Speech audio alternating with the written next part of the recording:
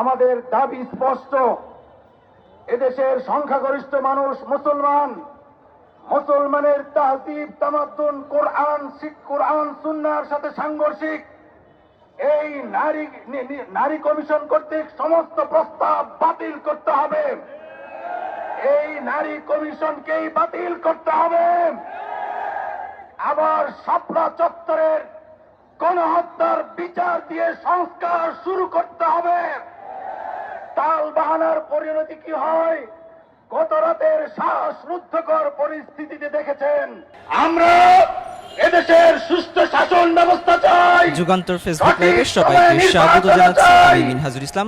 দর্শক, এই মুহূর্তে আমি রয়েছি রাজধানীর বাইতুল মুকাররম জাতীয় মসজিদের উত্তর গেটে। আপনারা জানেন এখানে কিন্তু আজকে বিতর্কিত নারী সংস্কার কমিশন বাতিলের দাবি সহ গণহত্যা, জুলাই গণহত্যা সহ বিভিন্ন বিচারের দাবিতে কিন্তু আজকে বিক্ষোভ সমাবেশের আয়োজন করেছে হেফাজত ইসলাম বাংলাদেশ। সেই সমাবেশ কিন্তু ইতিমধ্যে শুরু হয়ে গেছে। সেই সমাবেশ স্থল থেকে আপনাদেরকে স্থলের পরিস্থিতি দেখানোর চেষ্টা করছি। আমার বক্তব্য শেষ করছি। আল্লাহ হাফেজ। বাংলাদেশ জিন্দাবাদ। জুমার নামাজ পরবর্তী সময়ে কিন্তু হেফাজত ইসলাম বাংলাদেশের যারা তারা কিন্তু সমবেত রয়েছে এবং ইতিমধ্যেই কিন্তু আজকের যে বিক্ষোভ সমাবেশ অর্থাৎ হেফাজত ইসলামের ঘোষিত যে বিক্ষোভ সমাবেশ, সেই বিক্ষোভ সমাবেশ কিন্তু ইতিমধ্যেই শুরু হয়েছে।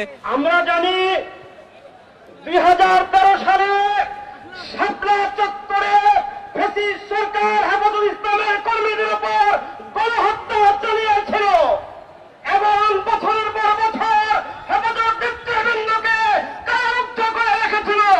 উল্টো আবার তাদের বিরুদ্ধে অগণিত মামলা দায়ের করা হয়েছে। এই পর্যন্ত একটি মিথ্যা মামলা প্রত্যাহার করা হয়নি। আমরা স্পষ্ট ভাষায় বলতে চাই, স্বল্প সময়ের ভিতরে সমস্ত মিথ্যা মামলা প্রত্যাহার করতে হবে এবং সকল গণহত্যার বিচার নিশ্চিত করতে হবে। এখন বক্তব্য রাখবেন খিলগাজুন প্রতিনিধি মাওলানা সুলতান আহমদ জাফরি। নাহমাদুহু ওয়া নুসাল্লি আলা রাসূলিহিল কারীম। গত 3রা মে সোহরাওয়ার্দী উদ্যানে ঘোষিত আজকের এই কর্মসূচির সম্মানিত সভাপতি, মঞ্চে উপস্থিত জাতীয় নেতৃবৃন্দ এবং আমাদের সামনে তাওহীদি জনতা, আপনারা জানেন যে কুখ্যাত নারী কমিশন এটা শুধু কোরআন হাদিস বিরোধী, শুধু এমন নয়, বরং এটা স্বাধীনতা বিরোধী এবং সংবিধান বিরোধী। আমরা অনতিবিলম্বে এই কমিশনের বাতিল চাই।